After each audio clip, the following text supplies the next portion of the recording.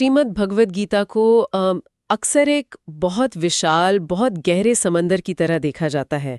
और आज हम उसी समंदर में से एक बहुत ही खास मोती निकालने वाले हैं।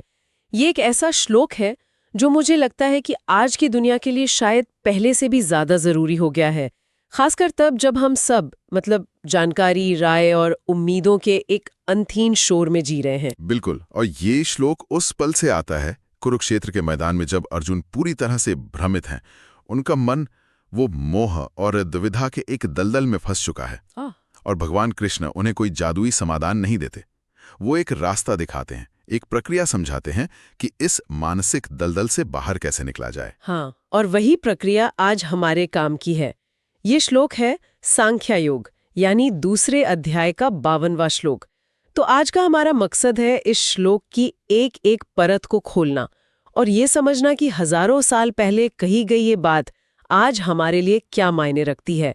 श्लोक कुछ इस तरह है, यदा ते मोह कलिलम बुद्धिर्व्यतित ऋष्यति तदा गंता से निर्वेदम श्रोतव्यस्य श्रुतस्य च। और इसका भावार्थ अगर देखें तो वो ये है कि जिस समय तुम्हारी बुद्धि मोह रूपी दलदल को पूरी तरह पार कर जाएगी, उस समय तुम उन सभी बातों के प्रति वैराग्य को प्राप्त हो जाओगे जो सुनने योग्य हैं और जो सुनी जा चुकी हैं। सुनने में बहुत गहरा लगता है। चलिए तो फिर इसकी गहराइयों में उतरते हैं।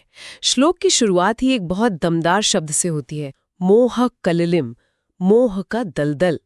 ये सिर्फ एक शब्द नहीं है ना, यह अपने आप में एक पूरी तस्वीर है। जब कृष्ण दलदल कहते हैं तो उनका असल में क्या मतलब है? ये रूपक बहुत बहुत शक्तिशाली है। देखिए, दलदल की खासियत क्या होती है? पहली, उसमें कुछ भी साफ साफ दिखाई नहीं देता, सब धुंधला गंदा सा होता है। और दूसरी, आप जितना ज्यादा उसमें हाथ पैर मारते हैं उतना ही और धंसते चले जाते हैं। मोह की अवस्था भी ठीक ऐसी ही है। ये एक तरह का मानसिक कीचड़ है जहां सही गलत, सच झूठ, जरूरी और गैर जरूरी सब कुछ आपस में मिल जाता है। कुछ सिर्फ परिवार या पैसों का मोह याद आता है। क्या ये उससे कहीं ज्यादा बड़ी चीज है? बिल्कुल। आज इसके रूप कई हैं। सबसे बड़ा उदाहरण तो हमारी ऑनलाइन दुनिया है। सोशल मीडिया के इको चेम्बर्स। हम एक ही तरह की खबरें, एक ही तरह की राय बार बार देखते हैं और हमें लगने लगता है कि बस यही पूरी सच्चाई है। हम कह सकते हैं कि एक बौद्धिक दलदल में फंस जाते हैं जो हमें अलग अलग नजरियों से दूर कर देता है और हमें पता भी नहीं चलता कि हमारी सोच कितनी संकीर्ण हो गई है। वाह, ये तो बहुत ही सटीक उदाहरण है। और वो हाथ पैर मारने वाली बात, जैसे हम उस इको चेम्बर में और ज्यादा बहस करते, और ज्यादा पोस्ट करते हैं, ये सोचकर कि हम स्थिति को साफ कर रहे हैं, पर असल में हम उसी दलदल में और गहरे धंस रहे होते हैं। एकदम सही। और एक और उदाहरण है आज की जो उपभोक्तावादी संस्कृति है। अगर मेरे पास ये नई गाड़ी होगी या वो नया फोन होगा तो मैं खुश हो जाऊंगा। ये भी एक मोह है। हम एक चीज पाते हैं, 2 दिन की खुशी मिलती है और फिर मन अगली चीज के पीछे भागने लगता है। ये एक अंतहीन चक्र है, एक ऐसा दलदल जिससे निकलने की हर कोशिश हमें एक नई इच्छा में उलझा देती है। यहां स्पष्टता की कमी है। हम ये नहीं देख पाते कि असली खुशी चीजों में नहीं बल्कि कहीं और है। तो ये मोह सिर्फ भावनाओं का नहीं, बल्कि विचारों, विश्वासों और हमारी पूरी जीवन शैली का हो सकता है। और हम शायद ऐसे दलदल में हों और हमें इसका एहसास तक ना हो। तो फिर सवाल ये उठता है कि अगर कोई इस दलदल में फंसा है तो उसे बाहर कैसे निकले? श्लोक इसका जवाब बुद्धि में देता है। लेकिन ये कहना तो बहुत आसान है कि बुद्धि ही समाधान है। ज्यादातर लोगों को तो यही लगता है कि वे अपनी बुद्धि का ही इस्तेमाल कर रहे हैं, फिर भी वे फंसे रहते हैं। तो गीता की बुद्धि में ऐसा क्या खास है जो आम समझ या इंटेलिजेंस से अलग है? ये बहुत जरूरी सवाल है। यहाँ बुद्धि का मतलब सिर्फ दिमागी तेजी या जानकारी इकट्ठा करना नहीं है। अगर ऐसा होता तो दुनिया के सबसे पढ़े लिखे लोग सबसे सुखी होते, पर ऐसा तो नहीं है। गीता में जिस बुद्धि की बात हो रही है वो है विवेक, यानी सत्य और असत्य के बीच, स्थायी और अस्थायी के बीच फर्क करने की क्षमता। ये एक तरह का, आप कह सकते हैं, एक आंतरिक फिल्टर है जो शोर में से संगीत को अलग कर सकता है। ठीक है, तो ये विवेक वाली बुद्धि है, पर इसे विकसित कैसे किया जाए? क्या इसका कोई तरीका है या ये बस कुछ खास लोगों को ही मिलती है? नहीं, इसे विकसित किया जा सकता है। ये एक मांसपेशी की तरह है जिसे अभ्यास से मजबूत बनाया जा सकता है। श्लोक में एक शब्द है व्यतित ऋष्यति, जिसका मतलब है पार कर जाएगी। ये एक प्रक्रिया है, कोई एक दिन में होने वाला चमत्कार नहीं। इसके कुछ व्यावहारिक तरीके भी हैं। पहला है आत्मनिरीक्षण, सेल्फ ऑब्जर्वेशन। बस अपने विचारों और भावनाओं को बिना जज किए देखना। मुझे ये गुस्सा क्यों आया, मैं इस चीज के पीछे क्यों भाग रहा हूं। अच्छा, यानी अपने ही मन का एक भारी दर्शक बन जाना। हाँ बिल्कुल। दूसरा तरीका है जानबूझकर अपने कंफर्ट जोन से बाहर निकलना और अलग अलग विचारों को सुनना, भले ही आप उनसे सहमत ना हो। ये आपके इको चैम्बर को तोड़ता है और आपकी बुद्धि को तेज करता है। और तीसरा, जो सबसे महत्वपूर्ण है, अपने इरादों पर सवाल उठाना। कोई भी काम करने से पहले खुद से पूछना, मैं ये क्यों कर रहा हूं? क्या ये समाज के दबाव में है, किसी डर की वजह से है, या मेरे अंदर की गहरी समझ से आ रहा है? ये तो काफी गहरा काम है। मतलब ये सिर्फ सोचने के बारे में नहीं है, बल्कि अपनी पूरी चेतना को साफ करने के बारे में है। पर हम ये कैसे जान सकते हैं कि हम सही रास्ते पर हैं? क्या इसके कुछ संकेत हैं कि हमारी बुद्धि अब दलदल से बाहर निकल रही है? हाँ, इसके बहुत साफ संकेत हैं। सबसे पहला संकेत है आपके मन की शांति। बाहरी दुनिया में चाहे कितना भी तूफान हो, आपके अंदर एक ठहराव आने लगता है। दूसरा, आप छोटी छोटी बातों पर बहुत ज्यादा प्रतिक्रिया देना बंद कर देते हैं। लोगों की राय या आलोचना आपको उतना परेशान नहीं करती।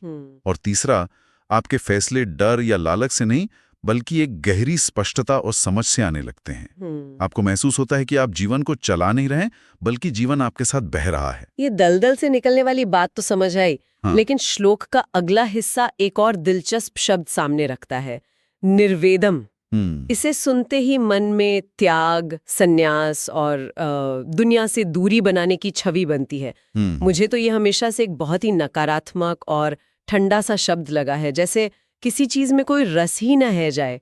क्या यहाँ इसका वही मतलब है? ये एक बहुत आम गलतफहमी है और इसे दूर करना बहुत जरूरी है। निर्वेद का मतलब उदासीनता या भावनाहीन हो जाना बिल्कुल नहीं है। इसका सही मतलब है परिपक्वता से पैदा हुई अनासक्ति। आपने पहले खिलौनों वाला उदाहरण दिया था, जो बहुत अच्छा है। एक बच्चा खिलौनों के लिए रोता है, लड़ता है, लेकिन जब वो बड़ा हो जाता है तो वही खिलौने उसके सामने पड़े रहते हैं, पर उसे आकर्षित नहीं करते।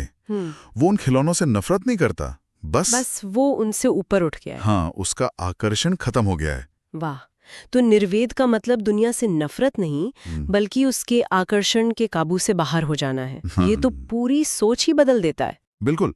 और श्लोक इसे और साफ करता है जब वो कहता है श्रुतव्यस्य श्रुतस्य च, यानी सुनी हुई और सुनने योग्य बातों से वैराग्य। इसका क्या मतलब है? इसका मतलब है वेदों में बताए गए कर्मकांडों के फल, जैसे ये यज्ञ करोगे तो स्वर्ग मिलेगा, या दुनिया की बातें, जैसे ये डिग्री लोगे तो बहुत सफलता मिलेगी, इतने पैसे कमाओगे तो इज्जत होगी। ये सब सुनी हुई बातें हैं, दूसरों के दिए हुए लक्ष्य हैं। निर्वेद की अवस्था में इंसान इन बाहरी पैमानों से ऊपर उठ जाता है। लेकिन यहाँ एक व्यावहारिक सवाल उठता है, अगर किसी को सफलता, असफलता, तारीफ, बुराई से फर्क ही नहीं पड़ेगा, तो वो जीवन में कुछ भी बड़ा हासिल करने की कोशिश ही क्यों करेगा? क्या ये हमें निष्क्रिय नहीं बना देगा? इसके विपरीत, ये हमें और ज्यादा प्रभावी बनाता है। आप सोचिए, एक क्रिकेटर जो सिर्फ शतक बनाने या तारीफ पाने के दबाव में खेल रहा है, और दूसरा जो सिर्फ खेलने के आनंद के लिए खेल रहा है, किसका प्रदर्शन बेहतर होगा? जब आप नतीजे के बोझ से मुक्त हो जाते हैं, तो आप प्रक्रिया में अपनी पूरी ऊर्जा लगा पाते हैं। प्रेरणा बाहरी इनाम से नहीं, बल्कि काम के स्वाभाविक आनंद और अपनी जिम्मेदारी, मतलब स्वधर्म को निभाने से आती है। आप काम करते हैं क्योंकि वही करना सही है, इसलिए नहीं कि उससे क्या मिलेगा। ये एक बहुत बड़ी आज़ादी है। ये तो सच में एक आज़ादी है। तो हमने मोह के दलदल से शुरुआत की, विवेक रूपी बुद्धि से उसे पार किया, और निर्वेद यानी एक परिपक्व अनासक्ति की अवस्था में पहुंचे, जहां बाहरी शोर हमें परेशान नहीं करता। इस पूरी यात्रा का अंतिम लक्ष्य क्या है? ये सब हमें कहाँ ले जाता है? ये हमें उस अवस्था की ओर ले जाता है जिसे गीता में स्थित प्रज्ञा कहा गया है, यानी जिसकी बुद्धि स्थिर हो गई है।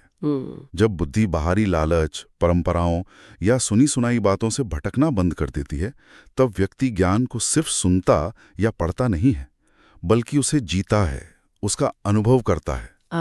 ये दूसरों से मिले ज्ञान से स्वयं के अनुभव तक की यात्रा है। तो आज की दुनिया में ये स्थित प्रज्ञ व्यक्ति कैसा दिखेगा? क्या वो कोई हिमालय में बैठा योगी होगा या किसी बड़ी कंपनी का सीईओ? वो कोई भी हो सकता है। ये पद या पहनावे की बात नहीं है, ये एक आंतरिक अवस्था है। एक स्थित प्रज्ञ एक शिक्षक हो सकता है, जो बच्चों को पढ़ाने में ही आनंद लेता है और स्कूल की राजनीति से अप्रभावित रहता है। वो एक कलाकार हो सकता है जो अपनी कला के लिए जीता है, इस बात की परवाह किए बिना कि उसकी पेंटिंग बिकेगी या नहीं। वो एक माँ या पिता हो सकता है जो बिना किसी उम्मीद के अपने बच्चों को प्यार और सही मूल्य देता है, जिसकी शांति और खुशी बाहरी परिस्थितियों पर निर्भर नहीं करती। वही स्थित प्रज्ञा है। इसका मतलब ये है कि ये श्लोक हमें दुनिया छोड़ने के लिए नहीं कह रहा, बल्कि दुनिया में सही ढंग से जीने का तरीका सिखा रहा है। ये जानकारी इकट्ठा करने से आगे बढ़कर उस जानकारी को अनुभव में बदलने की बात कर रहा है। आपने बिल्कुल सार पकड़ लिया। जब तक बुद्धि मोह में फंसी है, वो दूसरों के अनुभवों और शास्त्रों की बातों पर ही निर्भर रहती है। लेकिन जब वो दलदल को पार कर लेती है और निर्वेद की स्थिति में पहुंच जाती है, तब वो सत्य का सीधा अनुभव करने के लिए तैयार हो जाती है। यह सैद्धांतिक ज्ञान से व्यावहारिक अनुभव की ओर बढ़ना है। तो आज की हमारी इस पूरी बातचीत को अगर समेटा जाए तो कुछ बहुत साफ बातें निकल कर आती हैं। पहली, मोह का दलदल कोई पुरानी कहानी नहीं है। यह हमारा आज का सोशल मीडिया है, हमारी इच्छाएं हैं, हमारे वैचारिक पूर्वाग्रह हैं। दूसरी, इससे बाहर निकलने का औजार यानी विवेक बुद्धि वो हमारे अंदर ही है और उसे अभ्यास से तेज किया जा सकता है। और तीसरी और शायद सबसे महत्वपूर्ण बात कि मंजिल यानी निर्वेद दुनिया से नफरत करना नहीं, बल्कि दुनिया के वादों और धमकियों के आकर्षण से आजाद हो जाना है।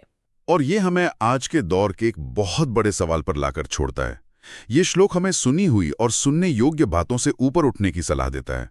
आज के युग में जहां हम हर पल सूचनाओं, फर्जी खबरों, विशेषज्ञों की राय और खुशियां देने वाले अनगिनत वादों से घिरे हुए हैं, ऐसी बुद्धि विकसित करने का व्यवहारिक मतलब क्या हो सकता है? एक ऐसा मन कैसे बनाया जाए जो इस निरंतर शोर से अपनी शांति भंग न होने दे और बाहरी ज्ञान पर निर्भर रहने की बजाय सत्य की सीधी समझ और अपने भीतर के अनुभव की तलाश करे।